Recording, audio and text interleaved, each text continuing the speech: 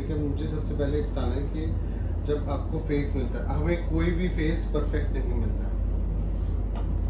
आज तक कोई भी फेस परफेक्ट मिलेगा तो आपको उस पर कुछ करने की ज़रूरत क्या है? वो मेकअप क्यों कराएगी? वो तो फिर न्यूट्रल होकर चली जाएगी ना। बट हमारे पास 99.9% फेस ऐसे मिलते हैं जो 100% परफेक्ट नहीं होते। परफेक्ट वाइज मैं फीचर वाइज नहीं बोल रहा हूँ, परफेक्ट वाइज होता है, कई बार फीचर्स होता है, कई बार कलर होता है जो हमारे फेस का स्किन टोन होता है, कई बार स्किन होती है। ये 3 चीज़ों पे हम काम करते हैं, skin, colour tone and features. Skin क्या होता है कि हमारी प्रिपेयर कि हम पहले क्या लगा रहे हैं और क्या नहीं लगा रहे हैं।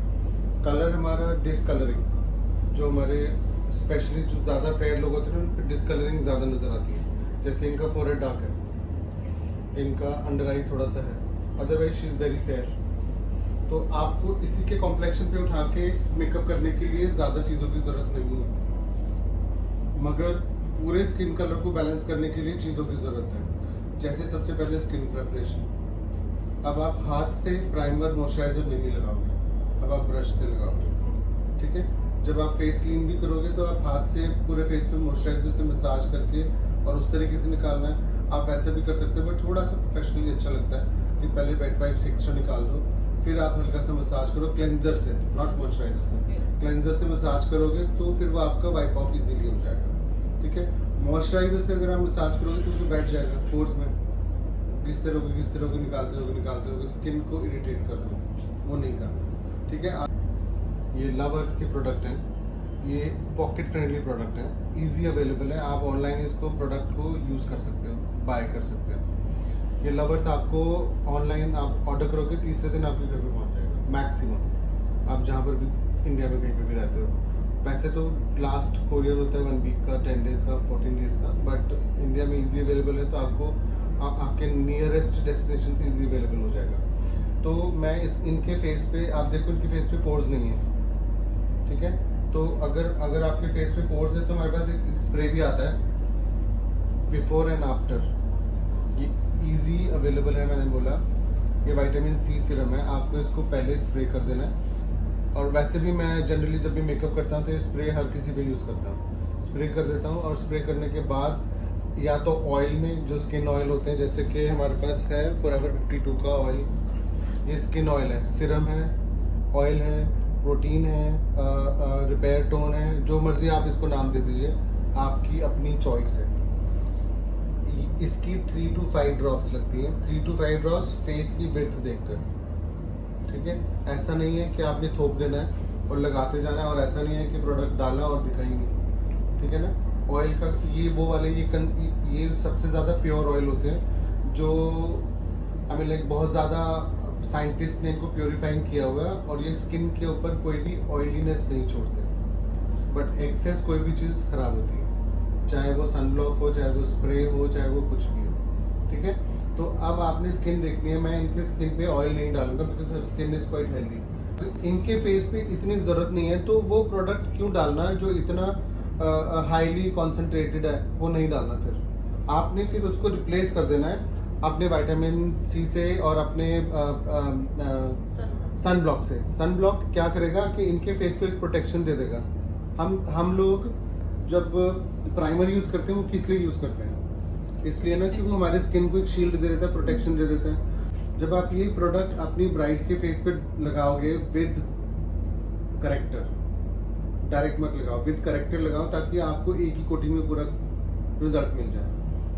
इससे पहले आप एक स्प्रे कर दो जिससे आपके फेस पे एक शील्ड आ जाए, फिर आप इसको आराम से स्प्रेड कर पाओगे। जैसे कि मैं अभी आपके फेस पे करके दिखाता हूँ, बंद करवाएं। आपने पूरे फेस पे ये स्प्रे किया अच्छे से,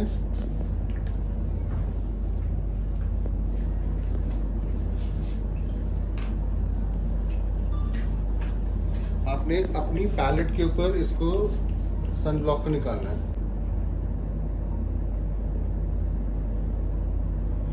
इस सन ब्लॉक का एक प्लस पॉइंट है, इसके अंदर ना एक नेचुरल शीन है जो आपके फेस पे एक वेलवेट इफेक्ट छोड़ देता है, ठीक है। अगर आप इसको अपने करेक्टर के साथ मिक्स करके लगाओगे,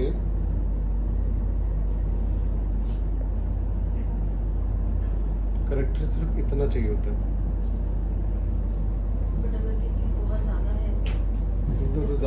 इससे ज़्यादा प्रोडक्ट का रिजल्ट थोड़ी आता है। नहीं सर, एक क्वेश्चन कि अपने ये ऑरेंज मिक्स कर रहे हैं ना, तो ऑरेंज तो अपने जैसे पूरे फेस पे इनके मेरे को लगाएंगे? बेसिकली यहाँ लगाना है। हाँ मतलब अपर जो लिप लो, आप देखो ना, इनका सिर्फ ये वाला एरिया क्लीन है, क्लीन है, हाँ जी, ये बाकी सब जगह डार्कनिंग है। ठीक है सर। ये तो अपने पूरे फेस पे ही लगाएंगे ना? मैं करेक्टर के साथ ब्लेंड कर दूंगा पूरे फेस पे। ठीक है। जैसे मैंने इसको हाफ क्वांटिटी में निकाला, करेक्टर के साथ इसको ब्लेंड किया, करेक्टर डाइल्यूट हो जाएगा। ठीक है। और इसको फोरहेड के ऊपर एप्लीकेशन की मैंने। अभी आप अपने स्टेप्स क्यों भूल रहे हो? नहीं सर। इसके बाद आपने बेस करना है, यस फिर फाउंडेशन। तो ये ऑरेंज तो नजर नहीं आएगा, इससे ज़्यादा ऑरेंज चाहिए होगा आपको, इससे ज़्यादा डार्क तो होगा ही नहीं ना। नहीं सर।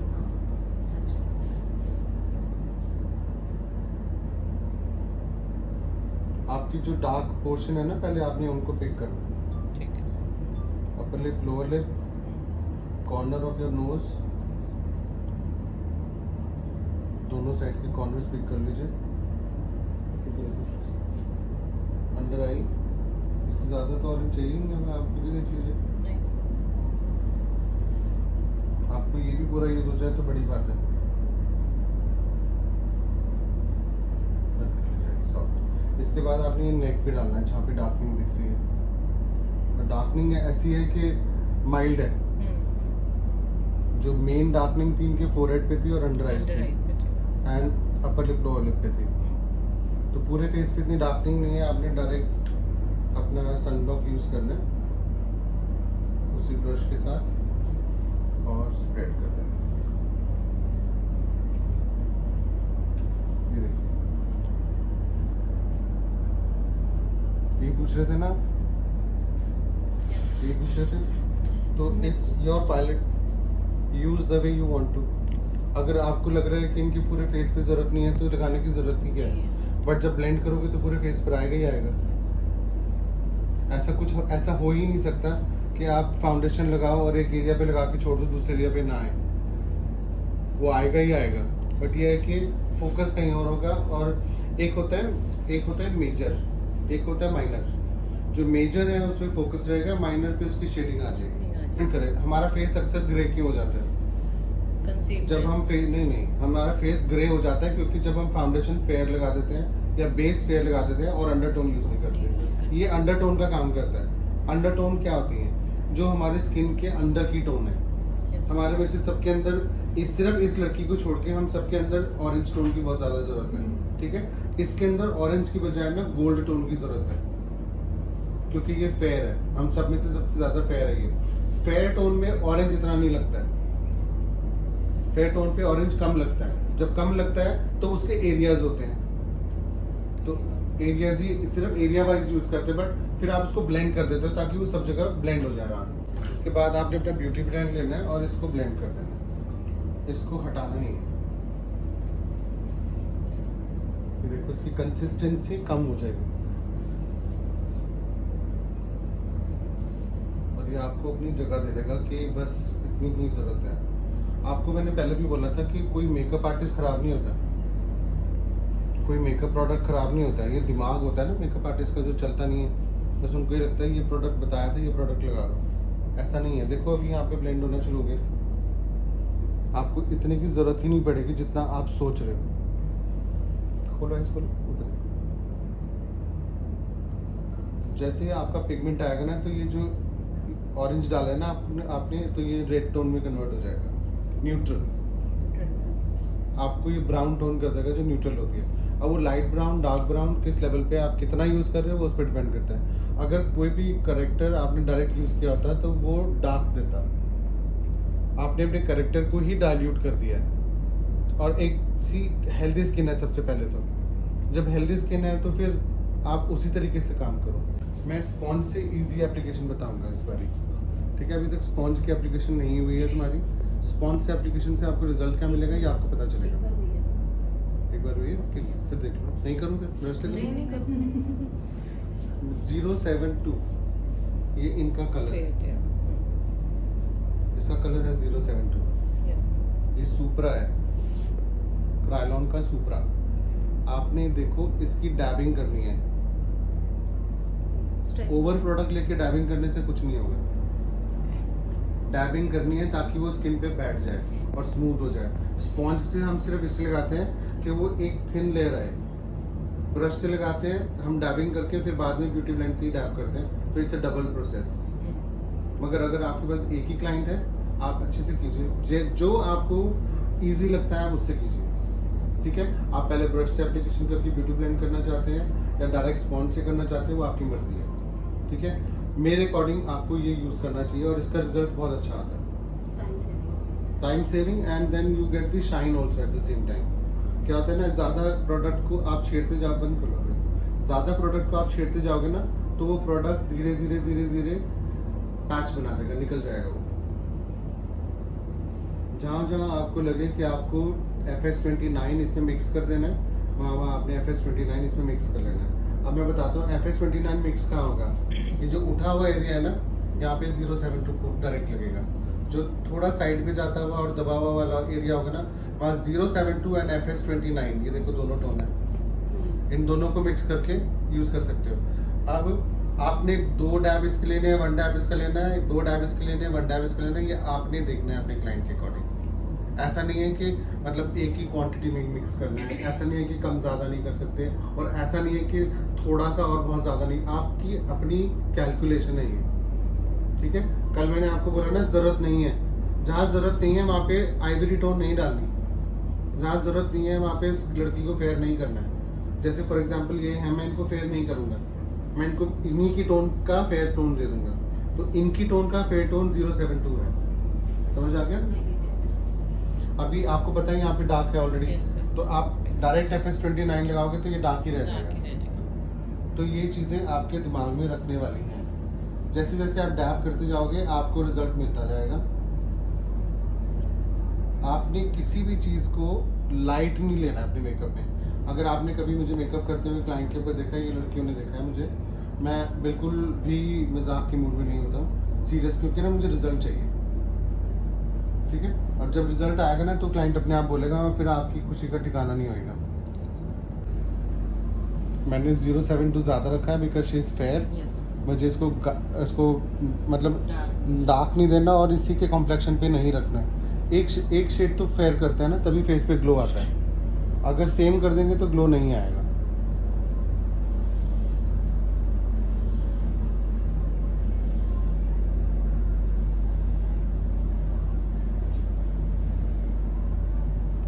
यहाँ पे ज़्यादा फेयर की ज़रूरत नहीं है, तो आप FS29 की टैबिंग कर लो, ठीक है। अनु 6 to 6 D लगाने की ज़रूरत नहीं पड़ेगी। अब ये इसका फेयर टोन है, तो मिक्स कीजिए और यूज़ कीजिए, क्योंकि हमने यहाँ पे ऑरेंज भी डाला। नेक के ऊपर डैबिंग नहीं करनी, नेक के ऊपर पुल करना है, क्योंकि नेक बहुत पतली स्किन होती है और 180 डिग्री तक शिफ्ट हो जाती है। अगर ज़्यादा थिक बेस लगाएंगे तो वहाँ क्रैक बन जाएगा, क्योंकि प्रोडक्ट जितना इकट्ठा होगा उतना इक्विल्यूमिनेशन हो जाएगी और वो प्रोडक्ट फिर क्रैक कर देगा आपकी नेक को, फिर वो जो बुड्ढे वाली लाइंस होती है ना, वो प्रोमिनेंट हो जाती है। तो आपने इसको जितना थिन रखना है उतना थिन बेटर है आपके लिए। और आपने एक चीज़ का ध्यान रखना है, जितना एक्सपोज एरिया आपके पास है वो उतना एरिया आपने कवर कर लेना है हर एंगल से। देखिए आपने इसको कवर कर देना, हो गया। जैसे ही पूरा फेस कवर होगा आपने ईयर्स को अच्छे से क्लीन कर लेना, ओके। वन मोर थिंग, जितना फेस करना है उसको उतने में ब्लेंड भी करना है, पैची सा नहीं छोड़ देना जो कल छोड़ा था आपने। उन्हें वो कैसे कैरी करेगी, नहीं कर सकती। कल मेकअप बहुत अच्छा था, मगर आप थोड़ा सा भी अगर इसको ब्लेंड कर देते तो वो पैची नहीं रहता, ठीक है। अब अंडर आइज की बात है, तो कुछ लोगों को अंडर आइज ज़्यादा सफ़ेद पसंद है, कुछ लोगों को न्यूट्रल पसंद है। मुझे न्यूट्रल पसंद है। मेरे को ज़्यादा सफ़ेद करके ना वो एक वो गोल जो पिक्चर आती है कॉर्नर्स की, जब आती है वो गोल सा वाइट नज़र आता है ना, वो नहीं अच्छा लगता। तो मैं FS29 यूज़ करूँगा। मैं इसको FS29 यूज़ किया और मैंने इसको डैप कर दिया अंडर आइज़ के ऊपर। देखो मैंने सिर्फ उसी स्पॉन्ज को वहीं से यूज़ किया है और ये आपको अच्छा रिजल्ट दे देगा। जब आपको लगे कि पूरा फेस फेयर लग रहा है और अंडर आई अभी भी फेयर नहीं लग रही है, तो आपने अपना 072 लेना है और मैम के अंडर आई पे डैप कर देना है।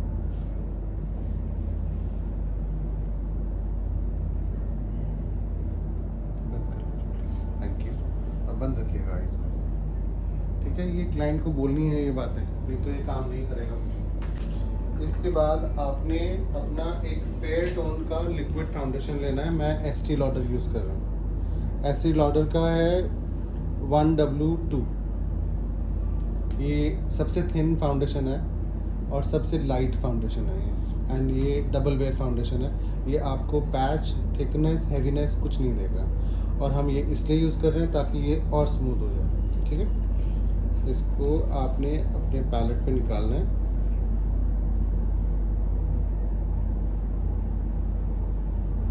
देखो कितना लिक्विड है ये। बस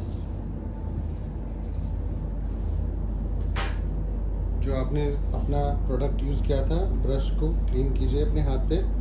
अगर आप ध्यान से देखोगे ना, ये सिर्फ और सिर्फ स्किन पे क्लीन होता है। ये टिश्यू पे, वेट वाइप पे, कपड़े पे 100% नहीं निकलेगा। स्किन के लिए बने हैं ये ब्रशेस। आपने ऐसे डैब करना है अपने फाउंडेशन को, और ऐसे ही पूरे फेस पे डैब कर देना है, फेस पे। ओके,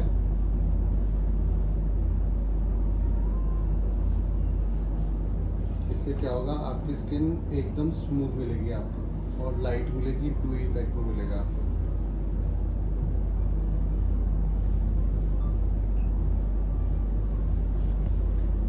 ज़्यादा प्रोडक्ट लगाने से कभी कुछ नहीं होता है।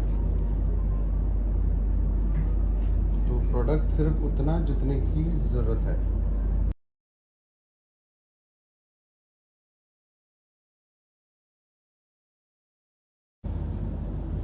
पूरे फेस पे डैबिंग हो गई।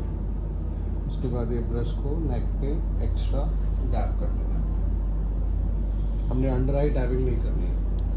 अपने ब्रश को, फाउंडेशन को ब्यूटी ब्लेंड के ऊपर इस तरीके से क्लीन करना है, क्योंकि अभी मुझे इस ब्रश को यूज़ करना है। आपने अपने ब्यूटी ब्लेंड को लेना है, क्लाइंट के फोरहेड पे से हाथ रखना है और यहाँ से डैबिंग शुरू करनी है। ये ना प्लूम का ब्यूटी ब्लेंड है, इससे बेटर कोई ब्यूटी ब्लेंड नहीं मिलेगा आपको। आपने इसको यहाँ पे डैबिंग करनी है अच्छे से, अपना टारगेट अचीव करना है। अनु जी, आपने इधर से उधर नहीं जाना है, आपने एरिया बनाना है। ठीक है रुपुल, आपने टारगेट बनाना है और टारगेट से जाना है, ताकि क्लाइंट को लगे कि सिमेट्रिकल काम कर रही है वो या कर रहा है वो। ऐसा नहीं हो ना कि एक ब्यूटी ब्लेंड इधर, एक इधर, एक इधर, ऐसे नहीं। जब एक एरिया ले लिया तो उस एरिया को कंप्लीट पूरा कर लीजिए। इजी।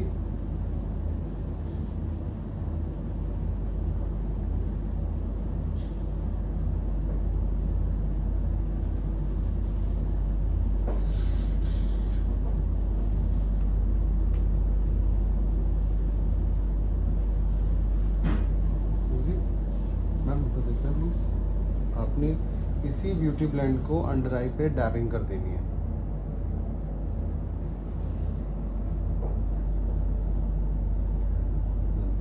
Thank you. अपने ब्रश को आपने इस तरीके से एज बना देना है। ये आपका नीग्रो है, NG2 है क्रायलॉन का। आपने इससे कंटूर करना है। ये आईब्रोज से सीधी लाइन नोज के नॉस्ट्रिल तक लेकर आनी है। मैं इस तरीके से स्ट्रेट लाइन बनाता हूँ, और इसको तब तक बनाता हूँ जब तक मुझे इसका रिजल्ट नहीं मिलता है। और जो ये नॉस्ट्रिल एरिया है, इसको कवर करना है। जैसे ही आप इसको कवर करोगे, आपकी नोज़ पे एक शेडिंग आ जाएगी, जिसको शार्पनिंग भी बोलते हैं। जैसे ही वो शार्पनिंग आएगी, आपने इसको पिक कर लेना है। ये देखिए,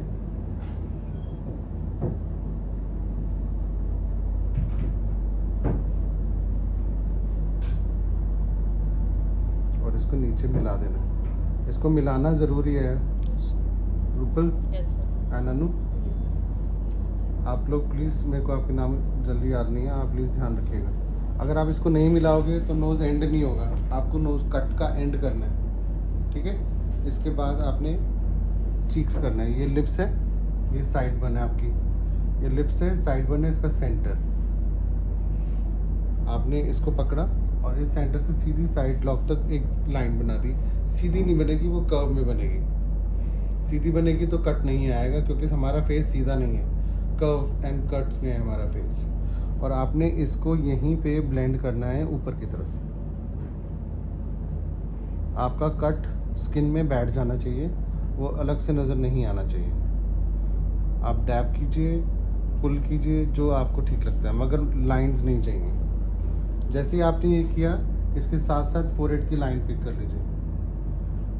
ये फोरहेड की लाइन करनी बहुत ज़रूरी है रूपल एंड अनु, क्योंकि अगर हम ये नहीं करेंगे तो हमारी लाइन एक ऊपर से एम्प्टी नज़र आएगी।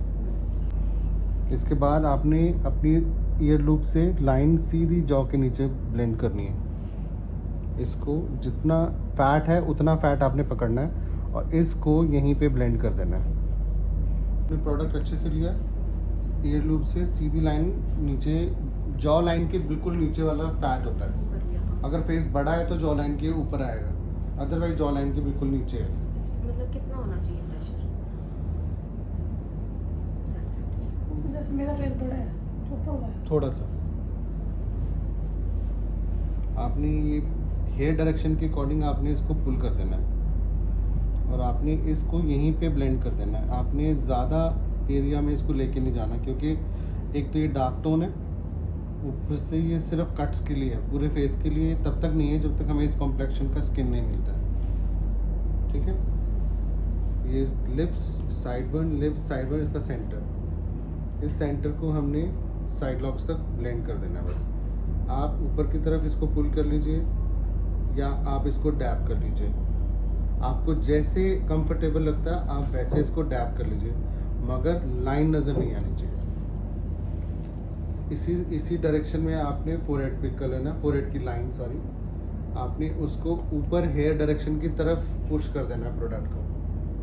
ये देखिए, इसको सिर्फ ऊपर की तरफ पुश करना है। इधर इस साइड फाउंडेशन है, हमने इसको डैबिंग दे देनी है।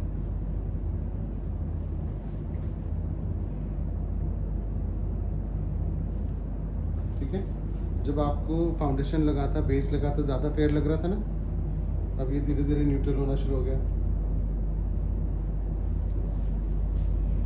सेम इसको पुश करना है ताकि आपका प्रोडक्ट बैठ जाए और हल्की सी फाउंडेशन की लेयर आ जाए और वो ज़्यादा डेप्थ नज़र ना आए इसकी। ओके, ये देखिए, और इसको ऊपर की तरफ पुल कर देना है हेयर लाइन को। ये वहीं काम करेगा जहाँ इसका प्रोडक्ट है और कहीं नहीं काम करेगा। इजी है, समझ आया? इसके बाद हम यूज़ करेंगे अपना लिक्विड ब्लश। O3 का है ये, O2 का ब्रांड है ये लिक्विड। आपने इसकी क्वांटिटी बहुत ज़्यादा कम अपने अकॉर्डिंग करनी है। इसका थोड़ा सा डेप्थ लिया और जो आपका कॉन्टोर है उसके ऊपर इसकी डेप्थ पे प्रोडक्ट डाल दिया। ये देखिए, जहाँ जहाँ ये डार्कनिंग थी ना, लोग कहते हैं कि हमारा कॉन्टोर काला नज़र आ रहा है, डार्क नज़र आ रहा है बोलते हैं, तो जब आप अपना काम ठीक से करेंगे तो वो नहीं आएगा। ये एरियाज़ होते हैं ब्लश के। ब्लश की शेडिंग पूरे फेस पे थोड़ी थोड़ी आती है। आपने अपना ब्यूटी ब्लेंडर लेना है और इसको यहीं पे डैब कर देना है। डैब करना है, प्लीज़ मेरी बात सुन लीजिए, पुल नहीं करना है इसको। और इसका कलर उड़ना नहीं चाहिए, अगर इसका कलर उड़ जाएगा तो फिर इसको लगाने का कोई फ़ायदा नहीं है। देखिए, ये ऐसे आएगा, देखो ब्लश दिख रहा है। अब वो डार्कनिंग ख़त्म हो गई ना, ये यहाँ पे डैब कर लीजिए, यहाँ पे डैब कर लीजिए और यहाँ पे ऊपर की तरफ पुल कर लीजिए ताकि आपको एक शेडिंग मिले, शेड मिले, नॉट शेडिंग, शेड मिले और आपका काम इजीली हो जाएगा। मैं ब्लश पर्सन, मुझे ब्लश बहुत पसंद है और ब्लश आजकल हर लड़की को अच्छा लगता है। क्या कहते हैं ना, बेस मत करो मगर ब्लश और हाईलाइटर कर दो। तो आप ब्लश अच्छा कीजिए, मेरे अकॉर्डिंग अच्छा कीजिए, बट अगर आपको लगता है कि नहीं मुझे लाइट करना है तो आपकी मर्ज़ी है। ठीक है, अब देखो एक बारी जब आईज बार बार क्लाइंट खोल रहा है ना, तो आपने इसको डैब कर लेना एक बारी और ताकि वो लाइन गायब हो जाए। प्रोडक्ट इकट्ठा हो जाता है यहाँ पे तो लाइन गायब हो जाए। बंद कर लीजिए, बंद रखिएगा प्लीज़ 2 मिनट्स के लिए। उसके बाद हमने इस पूरे प्रोडक्ट को सील कर देना है। ये है B3, ये है जंबो ब्रश, जो हमारे लिस्ट में सबसे बड़ा ब्रश होता है। वो आपने जहाँ से शुरू किया था वहीं से डैबिंग करनी है, और डैबिंग तब तक करनी है जब तक वो प्रोडक्ट एक्स्ट्रा ऊपर नहीं आ जाता। जैसे एक्स्ट्रा ऊपर आएगा, इसको हेयर डायरेक्शन की टुवर्ड्स इसको एक्स्ट्रा को पॉलिश कर देना। ये पूरा फेस मैट होना चाहिए। देखो मैं एक एरिया लिया मैंने, पहले मैं उसी एरिया को कंप्लीट करूँगा, उसके बाद मैं दूसरे एरिया पे जाऊँगा। Yes sir. ये देखो एक्स्ट्रा ऊपर आ गया, जितना इसने यूज़ करना था उतना कर लिया। फिर इसको हेयर डायरेक्शन के अकॉर्डिंग एक्स्ट्रा को पुल कर दीजिए। सेम हेयर, एक्स्ट्रा को नीचे की तरफ पुल कर दीजिए। Lower lip, upper lip. अगर आप डरते रहेंगे तो ये काम नहीं करेगा। नाज जी, ये देखिए, जितने प्रोडक्ट की ज़रूरत है ना, ये डिमांड करता है। जब तक ये पूरा सील नहीं हो जाएगा ना, जब जितना चाहिए वो उतना स्किन लेती जाएगी। जब आपको लगेगा कि कम पड़ रहा है तो आप दोबारा ले सकते हैं। अभी मैं तुम्हें डेमो दे रहा हूँ। अगर जब मैं काम करता हूँ ना तो मेरी स्पीड बहुत ज़्यादा होती है, क्योंकि मुझे ये प्रोडक्ट हर हाल में जल्दी से जल्दी सील चाहिए। जितना अच्छा बेस होगा, जितनी जल्दी ये सील होगा ना, उतना मेकअप अच्छा होने वाला है आपका। अगर ये सील नहीं होगा टाइम पे और ये क्लाइंट ने बार बार आंखें खोली तो फिर उसका कुछ नहीं कर सकते। खोलना है इसको, ऊपर देखो। अब ये फिर से हो रहा है ना डैब, आपने फिंगर टच कर देना है हल्का सा और सील कर देना है। बहुत सॉफ्ट हैंड से फिंगर लगानी है अनु। Yes sir. रूपल जी, उसके बाद दूसरी वाली आई, ये देखिए। फिर उसके बाद डैबिंग, देख रहे हो ना, डैबिंग के बाद ये प्रोडक्ट मांगता है कि कम है प्रोडक्ट, बंद कर लीजिए। इसके बाद आपने ये नोज़ के कॉर्नर पिक करने हैं दोनों साइड के, क्योंकि सबसे छोटा ब्रश यही होता है और ये इजीली चलता है। इसके बाद लोअर लिप, क्योंकि यहाँ पे वो ब्रश नहीं पहुँचता है। ये कॉर्नर, ये कॉर्नर, और कोई कॉर्नर ऐसा नहीं जहाँ पे जंबो ब्रश ना पहुँचता हो। ठीक है। इसके बाद आप अपने पूरे फेस को चेक करोगे ऐसे। जब ये पूरा मैट होगा, आपके हाथ पे ट्रांसफर नहीं होगा, तो इसका मतलब ये सील हो गया, ये सील हो चुका है। अब डर्मा है, डर्मा किस लिए यूज होता है? प्रॉब्लम के लिए। प्रॉब्लम क्या है कि हमारी फाउंडेशन क्रैक ना हो, हमारा बेस क्रैक ना हो। अगर हमारा बेस क्रैक हो जाएगा तो उस बेस का कोई फायदा नहीं है। तो इसीलिए मैं डर्मा यूज़ करता हूँ। और डर्मा पाउडर यूज़ करने का एक प्लस पॉइंट और है, वो ये है कि सिर्फ और सिर्फ एक डर्मा पाउडर ऐसा है जो वाटरप्रूफ है। ये वाटरप्रूफ है, आपके बेस को वाटरप्रूफिंग कर देता है, एक सील कर देता है। ठीक है। आप कोई और पाउडर यूज़ करोगे वो वाटरप्रूफिंग नहीं करेगा, वो डुई लुक में छोड़ेगा। ठीक है। डुई लुक बहुत ज़्यादा ट्रेंड में है, बट डुई लुक आप अपने हाइलाइटर से करो, आप अपने काम से करो। खाली प्रोडक्ट से कर दोगे वो डुई मेकअप थोड़ी देर बाद फाइन लाइन्स में इकट्ठा हो जाता है। हमारे पास ब्राइट जितनी आती हैं उनको अंडर आइज, लाफ्टर लाइन्स या नोज के कट्स ये होते ही हैं। जब उस वो स्माइल करेगी तो वहाँ पे कट्स आ जाएंगे, वो स्टे ही नहीं करेगा। आप जो मर्जी कर लीजिए, जितने अच्छे मर्जी ब्रांड यूज़ कर लीजिए, बट लॉजिकली जब सोच के प्रोडक्ट लगाओगे और उस तरीके से यूज़ करोगे तो कोई प्रोडक्ट खराब नहीं है। ठीक है। इसके बाद आता है हमारा ड्राई। अगर तुम्हें एक साइड आना तो उसको इधर करके तू इधर आ जा। अब इसके बाद आता है आपका ड्राई कॉन्टूर। ये 3 पाउडर हमारे ड्राई कॉन्टूर है। ठीक है। ये है न्यूट्रल, ये मैं 99.9% ये यूज़ करता हूँ। बट जब डार्क टोन के लोग आते हैं तो मैं या तो रेड टोन यूज़ करता हूँ या येलो, क्योंकि वो स्किन कलर पे डिपेंड करता है। ठीक है। पर न्यूट्रल हर किसी पे जाता है। आपने ब्रश का टिप लेना है, ब्लशर ब्रश है, इसका टिप लेना है, प्रोडक्ट लेना है और नोज़ की जहाँ पे कॉन्टूर की थी वहाँ पे इसको ब्लेंड कर देना है। दूसरी साइड जाना है। जितना आप इसकी कोटिंग करोगे अनु, उतना रिजल्ट आएगा और उतना आपका क्लाइंट को कि उसको और कॉन्टूर चाहिए आप और कोट कर लीजिए, उसको लेस कॉन्टूर चाहिए तो लाइट प्रोडक्ट कर लीजिए। कोई हार्ड एंड फास्ट रूल नहीं होता है, ट्रिक यही है और कोई ट्रिक नहीं है, ठीक है। इसके बाद आपने अपनी जॉ लाइन पे रखना है ब्रश, वही प्रोडक्ट, और इसको बिठा देना। तो जो प्रोडक्ट हमारे पाउडर से बैठ गया है वो प्रोडक्ट सामने आ जाएगा फिर से। ओके, इसके बाद हमने ब्लश करना है। अभी जो मैंने लिक्विड लगाया है वो थोड़ा पिंकी टोन में लगाया है। आप चाहो तो पिंक टोन ले सकते हो या पीच पिंक टोन ले सकते हो, जो आपका दिल करता है। मैं पीच पिंक में ज़्यादा फॉल करता हूँ क्योंकि वो थोड़ा इंग्लिश लुक आती है। अभी देखो ब्लश यहाँ तक है मेरा, यहीं से शुरू करेंगे और यही ब्रश पीछे तक जाएंगे और इसके 7 स्ट्रोक्स ले लेंगे। जैसे ही 7 स्ट्रोक्स लेंगे आपका ब्लश प्रोमिनेंट हो जाएगा और ये ब्लश आपका बहुत अच्छे से हाईलाइट करेगा। अब लिक्विड ब्लश लगाने का एक रीज़न कि जब आप पाउडर लगाते हो तो उसकी ज़्यादा ज़रूरत नहीं होती, वो कम में काम हो जाता है, ठीक है ना। दिया आपने शुरू किया और इसको पूरा ब्लेंड कर दिया 7 स्ट्रोक लेके ताकि आपका चीक अच्छे से हाईलाइट हो जाए। और इसको आपने फोरहेड पे ब्लेंड कर दिया और इसी ब्लश को चिन पे डाला है, नोज़ पे डाला है, फोरहेड पे तो अलग से नज़र आ ही रहा है ऑलरेडी, तो ज़्यादा डालने की ज़रूरत नहीं है। Okay, blush. अब मेरे को देखो, जब हम ब्लश करते हैं ना तो हमारा ब्लश एरिया होता है हमारे चीक्स की कटिंग। अब वो कट आप किस तरीके से कर रहे हो वो आपके ऊपर डिपेंड करता है, ठीक है। मेरे को एप्पल चीक्स बहुत ट्रेंडिंग है और मुझको बहुत पसंद है। एप्पल चीक्स हर गर्ल को पसंद है, करीना कपूर वाले चीक्स हर किसी को पसंद है, मगर वो चीक के लिए आपको उतना परफॉर्मेंस भी तो देना होगा ना। तो कट यहाँ से आएगा, जो ये ब्लश का कट है वो यहाँ से आके सीधा आपकी सी सेक्शन तक आ जाएगा। एक्चुअली ब्लश होता है सी सेक्शन तक, कट होता है सी सेक्शन और 3 सेक्शन, C and 3। जब आप ये C and 3 सीख जाओगे तो इजी हो जाएगा।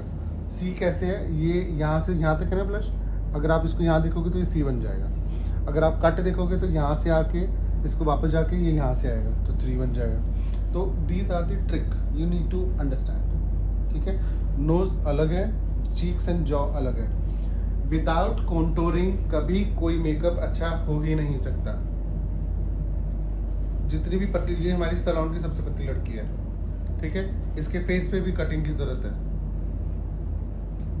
ठीक है ना। ये आपकी बात है, ये मेकअप आर्टिस्ट की बात है। आपने हर चीज क्लाइंट को नहीं बोलनी, आपने वो उस तरीके से परफॉर्म करनी है कि आपने रिजल्ट, जब आपको रिजल्ट देना है और क्लाइंट बोलेगी नहीं मेरे को तो कॉन्टोरिंग की जरूरत ही नहीं है। ऐसा कौन सा फेस है, मुझे एक फेस बता दो जिसके फेस पे कॉन्टोरिंग की जरूरत नहीं है। मैं वो बात मान लेता हूँ कि पूरे फेस पे जरूरत नहीं है, नोज पे जरूरत है, पूरे फेस पे जरूरत नहीं है, चीक्स पे जरूरत है, पूरे फेस पे जरूरत नहीं है, जॉ पे जरूरत है। जरूरत तो है, मगर अब वो उसको डिनाई करना है या उसको इस चीज़ में उस चीज़ को पॉजिटिवली नहीं लेना है। मेरा फेस तो परफेक्ट है, मेरे को कॉन्टोरिंग ऐसा कोई फेस नहीं होता है। बट आपको ये बात इनको बताने की ज़रूरत भी नहीं है, आपने अपना बेस्ट देना। ये फेस जब उठ के देखेंगे ना तो ये बोलेंगे माय गॉड इतना अच्छा कैसे हो गया। बस हो गया, तुम्हारा दिन इसी में बच जाना चाहिए।